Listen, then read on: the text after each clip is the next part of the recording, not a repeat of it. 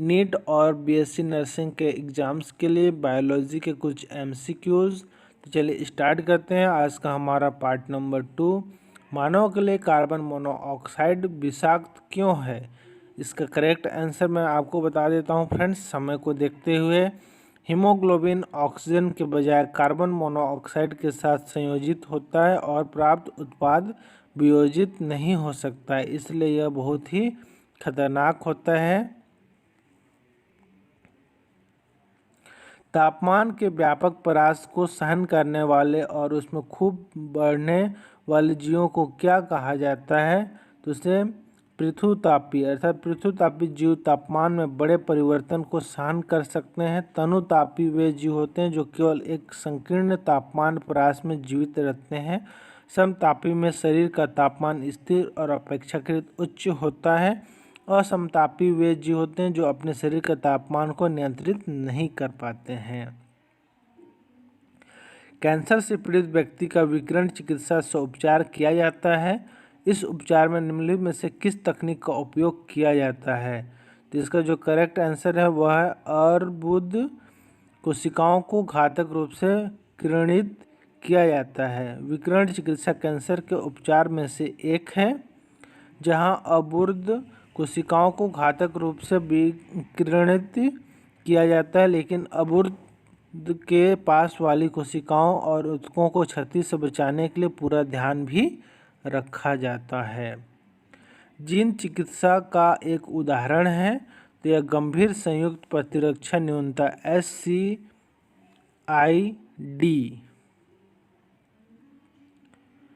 से पीड़ित व्यक्तियों में एडिनोसिन डीएमिनेज के जीन का प्रवेशन के लिए किया जाता है। निम्न में से कौन हिर्सरेडेल के बारे में गलत है? तो यह एक दुधारू नस्ल है, यह एक गलत है।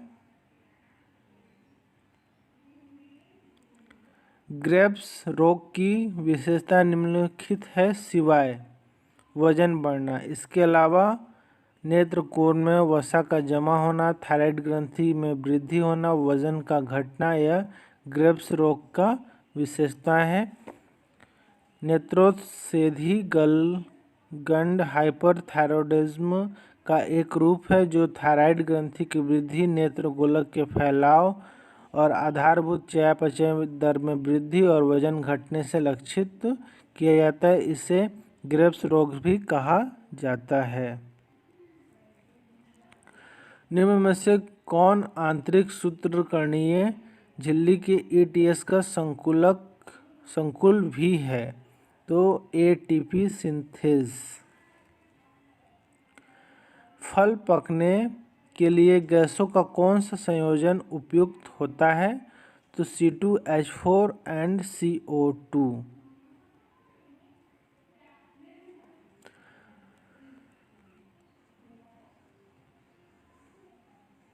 शुक्राणु जनन की प्रक्रिया में निम्नलिखित को छोड़कर सभी सम्मिलित हैं।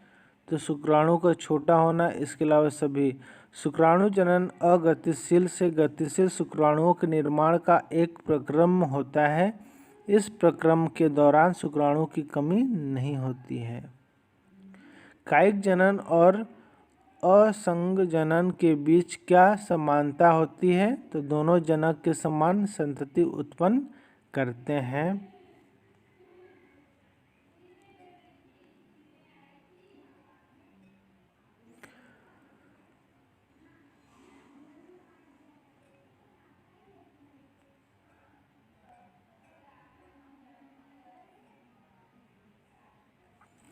नीचे दिए गए आरेख में संवहन बंडल में किस प्रकार का व्यवस्था दिखाई गई है? Xylem phloem. तो यह अरीय संवहन बंडल होता है। जब एक संवहन बंडल के अंदर जाइलम और फ्लोएम अलग अलग त्रिज्याओं पर एकांतर क्रम में व्यवस्थित होते हैं तो इस व्यवस्था को अरीय कहा जाता है, जैसे कि मूल जड़ों में।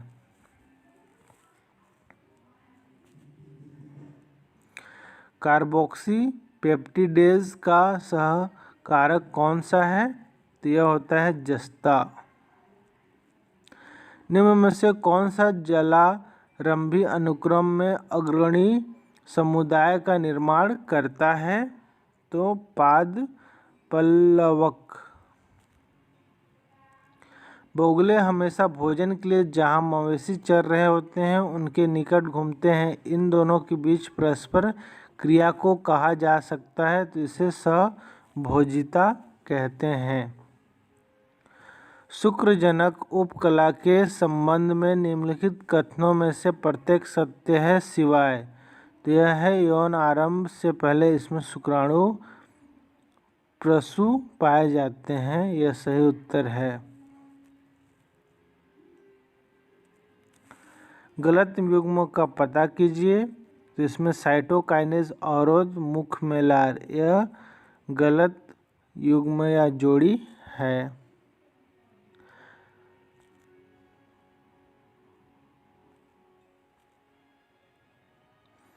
उत्सर्जन की विधि जिसमें प्राणी प्रमुख उत्सर्जी अपशिष्ट के रूप में यूरिया का उत्सर्जन करते हैं, यह कहलाती है यूरिया उत्सर्जन। औद्योगिक मेलेनिनता किसका उदाहरण होता है? तो यह परिवेश के साथ सुरक्षात्मक समानता।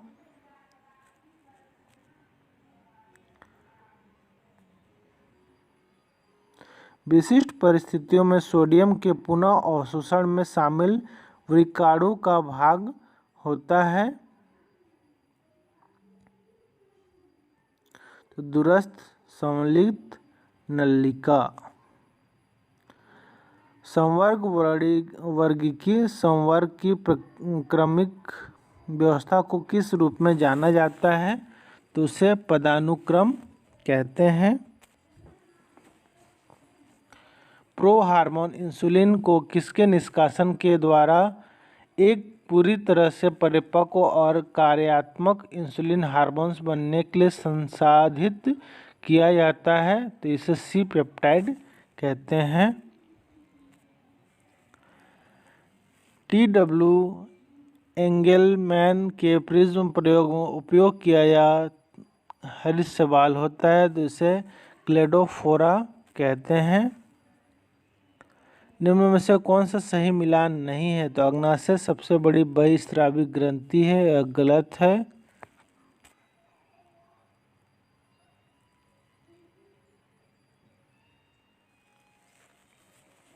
अग्नाशय एक मिश्रित ग्रंथि है, अर्थात अग्नाशय हार्मोन्स और एंजाइम दोनों को स्रावित करता है। सबसे बड़ी बहिस्रावी ग्रंथि यकृत होता है।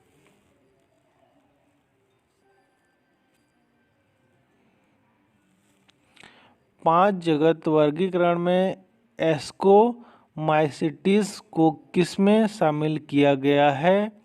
तो इसे फंजाई। एस्कोमाइसिटीज को आमतौर पर थैली कवक कहा जाता है और इसे कवक माइकोटा जगत के अंतर्गत रखा जाता है।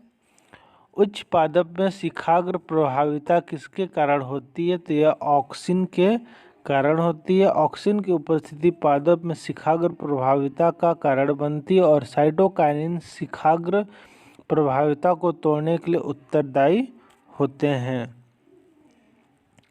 नए पौधे को जन्म देने के लिए पादप कोशिका के पुनरुद्भवन को क्या कहा जाता है? तो इसे पूर्ण सशक्तता कहते हैं। पादप की किसी भी कोशिका से पूरे पादप को जन्म देने की क्षमता को पूर्ण सशक्तता कहते हैं।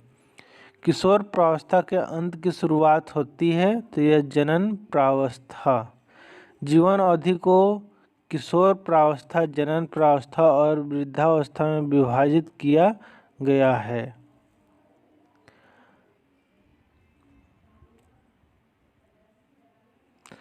कीटनाशक अवशेषों का अधिकतम जैव सांद्रण आमतौर पर पक्षियों में पाए जाते हैं जो विशेष रूप से खाते हैं मछली। जैव आवर्धन पोषी स्तर में वृद्धि के साथ जीव के प्रति इकाई भार के सतत प्रदूषक की सांद्रता में वृद्धि है।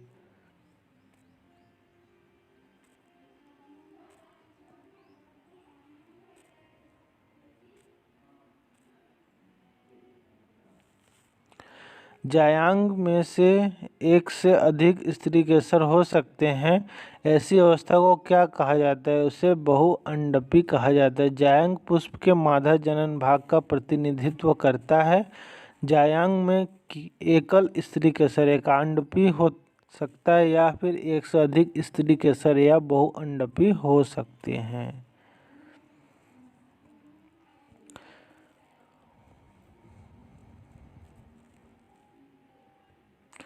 निम्न में से कौन सा बहुलक है? तो ग्लाइकोजन जंतुओं में प्रमुख भंडारण पॉलीसेकेराइड होता है, इसके लिए इसे सामान्यतः जंतु स्टार्च भी कहा जाता है।